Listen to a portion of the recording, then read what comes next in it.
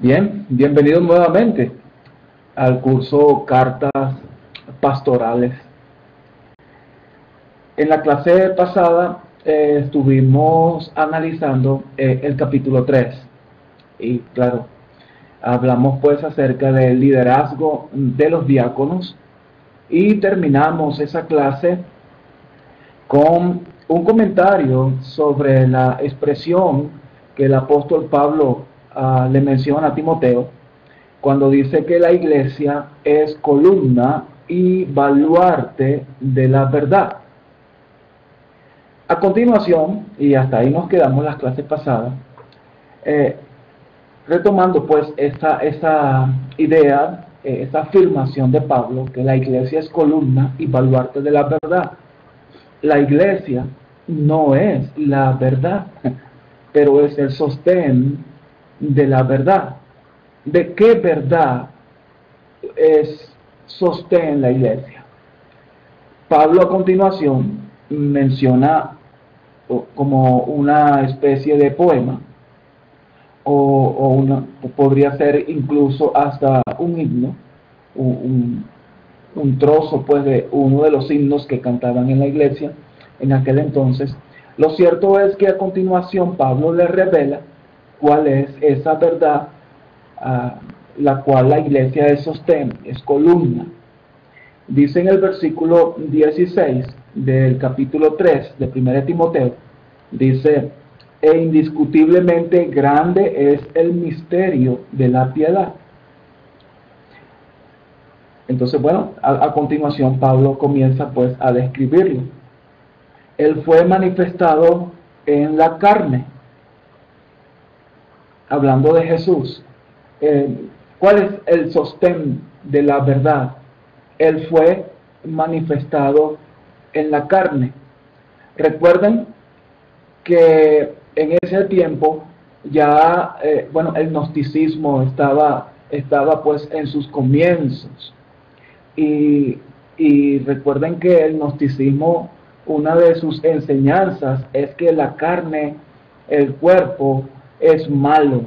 El cuerpo está contaminado por el pecado. Eso es cierto, eso es verdad. Y bueno, pero ellos dicen que como Jesús es santo, como Jesús es sin pecado, entonces no pudo haber venido en el cuerpo, no pudo haber venido en la carne. Ese es uno de las enseñanzas pues del gnosticismo. Y bueno, habían grupos incluso que se laceraban su cuerpo, se infringían sufrimiento, ¿verdad? Mortificar el cuerpo para así liberar lo espiritual, para así alcanzar niveles de espiritualidad, ¿verdad? Para relacionarse con Dios. De allí pues que esos conceptos del gnosticismo, que hay algunos hombres que están más cerca de Dios que otros, que hay niveles de espiritualidad. Entonces Pablo escribe a Timoteo para combatir esas falsas enseñanzas. Entonces la iglesia es columna y baluarte de la verdad. ¿Cuál es la verdad? La verdad es que Él fue manifestado en carne, o Dios fue manifestado en carne, como lo dice pues la versión Valera, hablando pues de nuestro Señor Jesucristo, que dejó su gloria, se despojó a sí mismo para hacerse como uno de nosotros. Como también Pablo escribe a los romanos en el capítulo 8, donde describe pues el apóstol de que Dios envió a su Hijo en semejanza de carne de pecado. Jesús vino en un cuerpo como el suyo, como el mío, en semejanza de carne de pecado. Pero Él no pecó, Él condenó el pecado en su cuerpo. Él no permitió que el pecado se expresara. Jesús fue tentado en todo, pero sin pecado. Bueno, entonces continuando, Él fue manifestado en la carne. Estas son las grandes verdades en el cual la iglesia pues es columna, guarda estas verdades, proclama estas verdades. Él fue manifestado en la carne, vindicado en el Espíritu, contemplado por ángeles, proclamado entre las naciones, creído en el mundo, recibido arriba en gloria. Bueno, es como una especie de resumen de toda la obra, pues, redentora de nuestro Señor Jesucristo. Toda esta obra redentora fue posible por su santidad perfecta, tan santo como Dios. Así fue nuestro Señor Jesucristo. Bien, y después de esto, el apóstol Pablo en el capítulo 4 empieza pues a hacer un contraste. Hay un contraste entre la verdad, en el cual la iglesia sostiene, en el cual es columna, y la mentira, la que predican pues otros grupos, entre comillas, cristianos, pero que usaban, pues, como les dije, la mortificación del cuerpo, abstenerse de cosas que Dios creó, bueno, como parte de la vida. Entonces, bueno, estas personas enseñaban, pues, ese error de que había que abstenerse de muchas cosas, de mortificar el cuerpo para poder elevarse espiritualmente a la presencia de Dios. Y eso es lo que vamos a leer ahora en el capítulo 4. Y esa es la advertencia, pues, que Pablo le da a Timoteo para que enseñe estas cosas. Advierta a los hermanos sobre estas falsas enseñanzas. Leemos en el capítulo 4, pero el Espíritu dice claramente que en los últimos tiempos algunos apostatarán de la fe, prestando atención a espíritus engañadores y a doctrinas de demonios. Bueno, está ya pues en las profecías. Incluso el apóstol Pablo, cuando se reunió allá en Éfeso, con un grupo pues de ancianos y líderes de la iglesia, él les había dicho, allá en Hechos capítulo 20, les había dicho de que entre ustedes se levantarán hombres perversos que no perdonarán al rebaño. Bueno, y a eso se refiere, y es la misma región, ¿verdad? Cuando Pablo le escribe a Timoteo, que debe ser advertidos los hermanos de estos hombres perversos, hombres influidos por demonios. El Espíritu dice claramente, el Espíritu de Dios, bueno, es otra persona, es el gran misterio de la deidad, ¿no? Dios el Padre, Dios el Hijo y Dios el Espíritu. Es un misterio, es la expresión de Dios de diferentes maneras al ser humano.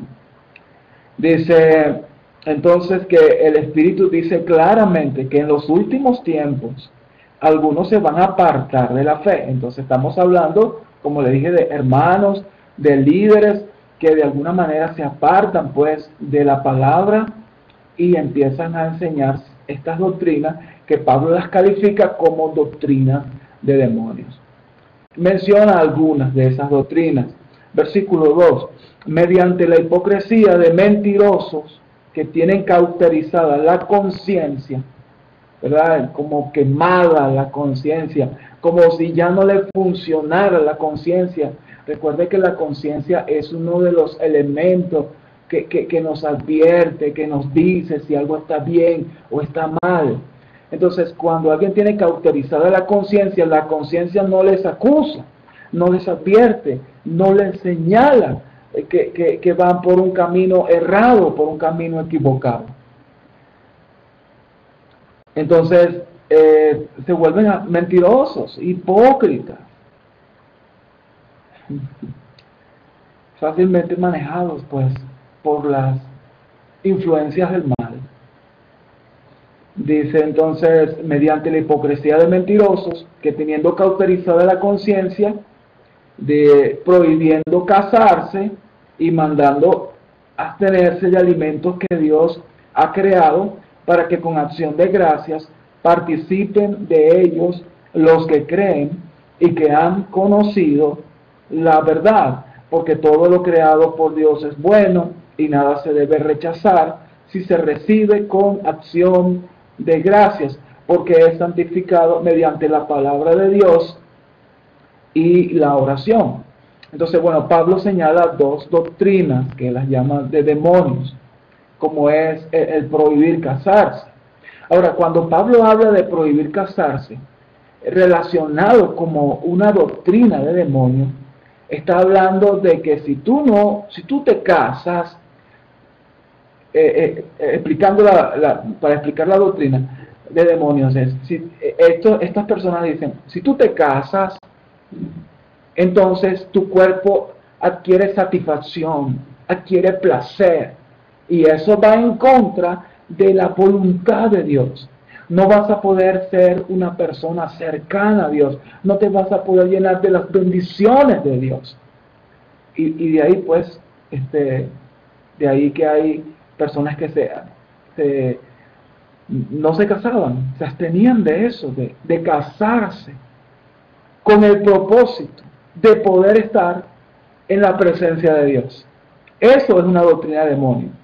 Ahora, cuando el apóstol Pablo en Corintios recomendaba que no se casaran, no estaba haciéndolo con el propósito de elevarse a la presencia de Dios, sino con el propósito de poder tener mayor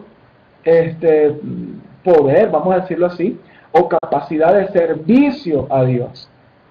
Porque el que se casa, bueno, tiene que atender a su cónyuge, pero el que no se casa puede dedicarse plenamente a expandir el reino de Dios por medio de la predicación del Evangelio.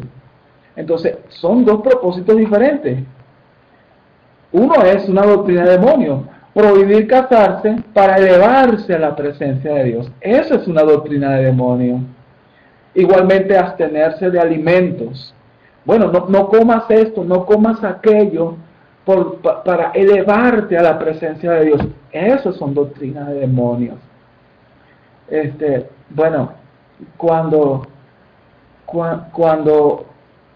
se enseña que algo externo hay que hacer, una ceremonia hay que hacer, porque si no se hace, no se eleva, no estamos en la presencia de Dios. Eso sería una doctrina de demonio. Lo único que nos lleva a la presencia de Dios es la fe en el sacrificio de nuestro Señor Jesucristo. Él es el único camino para que nos conduce al Padre. No ceremonias externas. Okay, no cosas que tenemos que hacer. Vamos a mover esto aquí, vamos a mover esto allá, vamos a abstenernos de esto, vamos a hacer esto lo otro. No, para nada. Para nada. Esos son, si enseñamos así, estaríamos enseñando doctrina de demonios. Bien, el apóstol Pablo, cuando le escribe a los Corintios, les dice, todo me es lícito, mas no todo conviene, mas no todo edifica. Y el contexto lo hablaba Pablo de lo sacrificado a los ídolos. Para Pablo era lícito sentarse a la mesa y comer de lo sacrificado a los ídolos. ¿Por qué? Porque un ídolo nada es en el mundo. Pero hacerlo, no, aunque no era pecado, no era conveniente por causa de la débil conciencia de algunos hermanos. Entonces, esto es muy importante. Todo me es lícito. Todo me es lícito. ¿Por qué? Porque lo que contamina al hombre es lo que sale del hombre, no lo que está afuera. Es lo que sale del hombre lo que me contamina, los malos pensamientos, los adulterios, las fornicaciones, ¿verdad? Los robos, la avaricia, las mentiras. Eso es lo que contamina al hombre, no lo de afuera. No lo de afuera. Por eso Pablo dice, todo me es lícito. Nada, las cosas nada es. Pero a veces hay que abstenernos de hacer ciertas cosas o hacer algunas cosas por causa de la debilidad de conciencia de los que nos rodean. Bueno, la vida cristiana, hermanos, tiene que ver esencialmente con nuestra relación con el prójimo, como dije en la clase pasada. La iglesia es el grupo de hombres y mujeres redimidos por la sangre de Cristo, y en el cual interactúan unos con otros para edificarse, para motivarse, para amarse, para aceptarse unos a otros. Así como Cristo nos recibió, así también nos aceptamos los unos a los otros. Eso es la iglesia. La iglesia no consiste en ceremonias, la iglesia consiste en relación de amor unos con otros. En esto sabrán los hombres que son mis discípulos, dijo el Señor, si tuvierais amor los unos por los otros. El apóstol Juan llegó a decir, de que en esto sabemos de que hemos pasado de muerte a vida, en que amamos a los hermanos. En eso consiste la vida cristiana, en el amor, en la interacción de unos con otros. Nada externo, nada de afuera tiene poder para conectarnos con Dios. Esa es la enseñanza gnóstica. Esa es la enseñanza gnóstica. Si haces algo externo, entonces puede elevarte o no elevarte. Sí. Sé que hemos tenido una herencia que viene desde siglos remotos, del siglo IV, finales del siglo III, principios del siglo IV, en el cual hemos heredado una mentalidad de ceremonias, de culto. Pero incluso la palabra culto, hermanos, la palabra culto en el Nuevo Testamento no está relacionada con la iglesia, no está relacionada con el cristiano, excepto Romanos 12, versículo 1 y el versículo 2, donde nos habla que debemos presentar nuestro cuerpo en sacrificio vivo, santo, agradable a Dios. Ese es el verdadero culto agradable a Dios, la práctica de la santidad personal. Pero nunca se le llamó culto a las reuniones cristianas. En el Nuevo Testamento no vamos a encontrar expresiones como culto de adoración o servicio de adoración. Eso no lo vamos a encontrar en el Nuevo Testamento, porque las reuniones cristianas no son ningún culto de adoración. Las reuniones cristianas es una dinámica relacional unos con otros, una participación unos con otros. Esa es las verdaderas reuniones. Y el propósito de esas reuniones es para motivarse al amor y a las buenas obras. Ese es el propósito de las reuniones cristianas. Edificarnos, motivarnos al amor y a las buenas obras. Bueno, continuando acá, en el versículo 6, dice el apóstol, al señalar estas cosas a los hermanos, serás un buen ministro de Cristo Jesús, nutrido con las palabras de la fe y de la buena doctrina que has seguido. Entonces, es la característica de un buen evangelista, de un buen líder, ¿sí? Enseña estas cosas. Y estamos hablando, fíjense que todo lo que Pablo le dice a Timoteo, si un cristiano enseña todo lo que Pablo le escribió a Timoteo, será un buen ministro, nutrido con la palabra de verdad, nutrido pues con la palabra de Dios, las palabras de la fe y de la buena doctrina que ha seguido. Versículo 7. Pero nada tengas que ver con las fábulas profanas propias de viejas, más bien disciplínate a ti mismo para la piedad. ¿Recuerdan lo que leímos? Grande es el misterio de la piedad. Dios fue manifestado en carne. El enfoque del cristiano debe ser el evangelio. El Evangelio consiste en la vida de nuestro Señor Jesucristo, en la vida santa, sin pecado, y que fue el sacrificio perfecto. ¿Por qué fue un sacrificio perfecto? Porque fue sin pecado, tan santo como Dios, sin falta, sin haber ofendido en ningún punto a la ley de Dios. Y su muerte, y su sepultura, y su resurrección, todo eso conforma la piedad. Ejercítate para la piedad o ejercítate para la verdad. La iglesia es columna y baluarte de la verdad. Entonces, enfoquémonos en el mensaje del Evangelio. Enfoquémonos en la tarea que el Señor nos ha encomendado.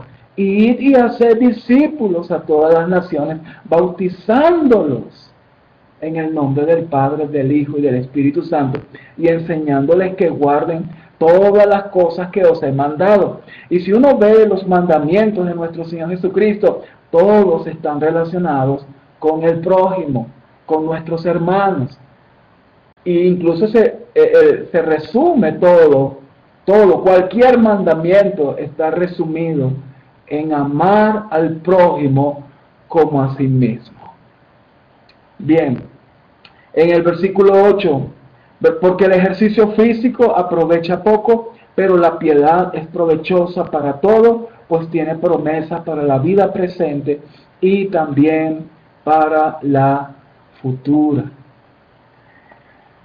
Bueno, claro, enfocarnos en el Evangelio, enfocarnos en la verdad, en la piedad, eso tiene beneficios, tiene provecho para esta vida y para la venidera. Claro, imagínense, hermanos, ¿dónde debemos tener puestos nuestros ojos? En Jesús. En Jesús. Es allí, nuestra vida está escondida en Jesús. Así que puestos los ojos en Jesús. Bien. Palabra fiel es esta y digna de ser aceptada por todos. Porque por esto trabajamos y nos esforzamos, porque hemos puesto nuestra esperanza en el Dios vivo, que es el Salvador de todos los hombres, especialmente de los creyentes. Y aquí es interesante, hermanos, no voy a hacer mucho hincapié en esto, pero los voy a invitar a que reflexionemos sobre este versículo. Es interesante. Lo voy a leer otra vez. Palabra fiel es esta, ¿verdad? Todo lo que el apóstol Pablo está escribiéndole a Timoteo es palabras verdaderas, es palabras dignas para confiar y recibirlas y atesorarlas. Palabra fiel es esta y digna de ser aceptada por todos, porque por esto trabajamos y nos esforzamos, porque hemos puesto nuestra esperanza en el Dios vivo, que es el Salvador de todos los hombres, especialmente de los creyentes. Este pasaje habla, y algunos basado en este texto, capítulo 3, versículo 10 de Timoteo, basado en este texto, enseñan que la misericordia de Dios, que el amor de Dios, que el sacrificio de Cristo es tan poderoso, pero tan poderoso, que salva a todos los hombres, especialmente a los creyentes, pero abarca a todos los hombres. ¿Se acuerdan de cuando Pablo estuvo en Atenas y el apóstol estando allí en el Areópago, en medio de todos esos atenienses, él llegó a decir que Dios, habiendo pasado por alto los tiempos de esta ignorancia, es decir, que Dios en el tiempo pasado no tomó en cuenta, no consideró todos esos pecados, toda esa idolatría. Dice allí que Dios pasó por alto los tiempos de esa ignorancia. Ahora manda a todos los hombres que se arrepientan, por cuanto ha establecido un día en el cual juzgará por medio de aquel al que levantó de los muertos. Hablando pues de nuestro Señor Jesucristo. Es un texto para reflexionar e investigar un poco más, profundizar un poco más, pero no lo voy a hacer acá en este curso, pero nos da pie para reflexionar. En el versículo 11 dice, esto manda y enseña. Esto manda y enseña. Terminamos pues este capítulo 4, y termino ya esta lección con otras instrucciones pues generales que Pablo le da a Timoteo, expresiones generales de fácil entendimiento. El lenguaje que Pablo usa para Timoteo es un lenguaje que se puede comprender muy bien pues el mensaje. Termina pues diciendo, no permitas que nadie menosprecie tu juventud, antes sé ejemplo de los creyentes en palabra, conducta, amor, fe y pureza.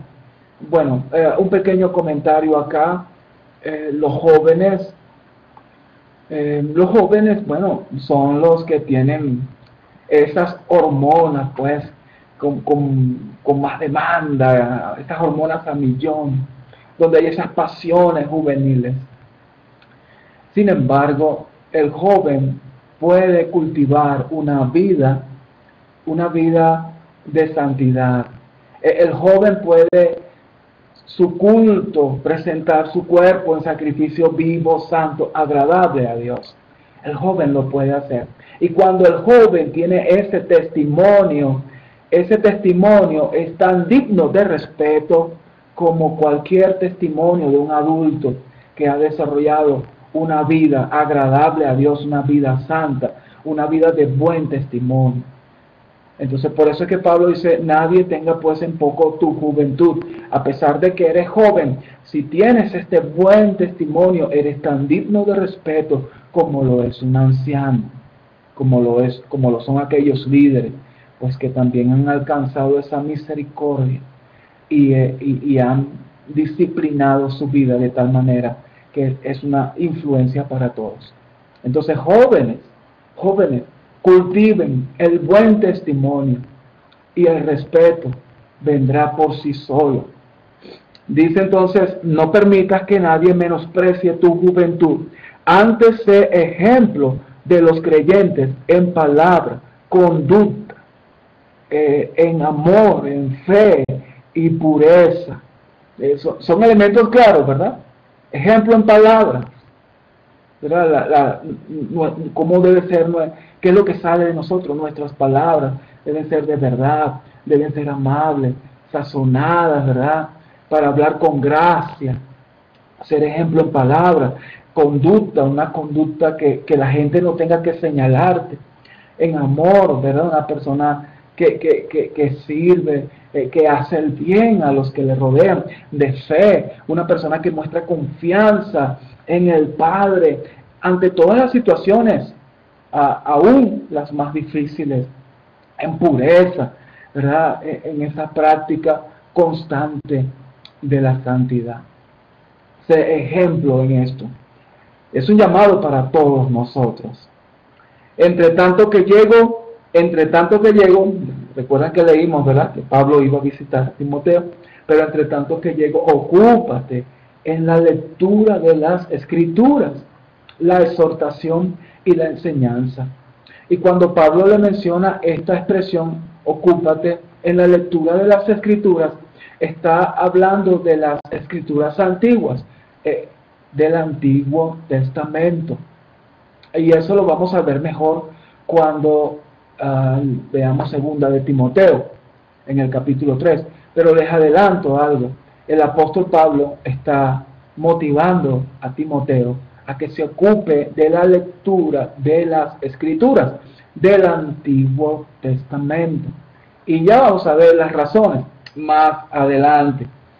No descuides el don espiritual que está en ti, que te fue conferido por medio de la profecía, con la imposición de manos del presbiterio. Hubo un momento en que ancianos pusieron sus manos sobre Timoteo y le impartieron pues dones, algún don espiritual, un don que el apóstol Pablo no describe, pero le transmitieron un don especial pues a Timoteo, oraron por él. Y bueno, y Pablo le está diciendo que no descuides ese don. Y aquí es un llamado también. Todos nosotros hemos recibido dones, por lo menos uno, por lo menos un don. Todos los seres humanos hemos recibido por lo menos un don de parte de Dios. Y Dios nos dice, no descuides el don. ¿Cuál es el don, hermano, que Dios te ha dado? ¿Cuál es ese don? Hermano, si no lo sabes, ora al Padre, descubre tu don, pídele a los hermanos que te rodean, hazle la pregunta, hermanos, dígame la verdad, ¿para qué cree usted que yo soy bueno? ¿Qué me ha visto a mí que yo soy bueno? Porque eso son señales, son bueno, métodos básicos para nosotros descubrir nuestro don y ponerlo al servicio de la iglesia. Reflexiona estas cosas, dice Pablo en el versículo 15, reflexiona sobre estas cosas, dedícate a ellas, para que tu aprovechamiento sea evidente a todos. Ten cuidado de ti mismo y de la enseñanza, persevera en estas cosas, porque haciéndolo, asegurarás la salvación tanto para ti mismo como para los que te escuchan. Ten cuidado de ti mismo, Timoteo. Nosotros cada quien es el peor obstáculo al crecimiento cuando descuidamos la doctrina. Cuando Pablo habla acá, ten cuidado de ti mismo y de la doctrina, está hablando del Evangelio. Porque si descuidamos el Evangelio, como algunos lo descuidaron, como algunos enseñaron doctrinas de demonios, ¿verdad?, distorsionando la palabra de Dios. Igualmente, Pablo está diciendo, ten cuidado de ti mismo, Timoteo, y de la doctrina. Enfócate en lo que enseñas, para que la salvación esté siempre presente en tu vida. Mis estimados, gracia y paz para todos, y nos vemos con el favor de Dios en la próxima clase.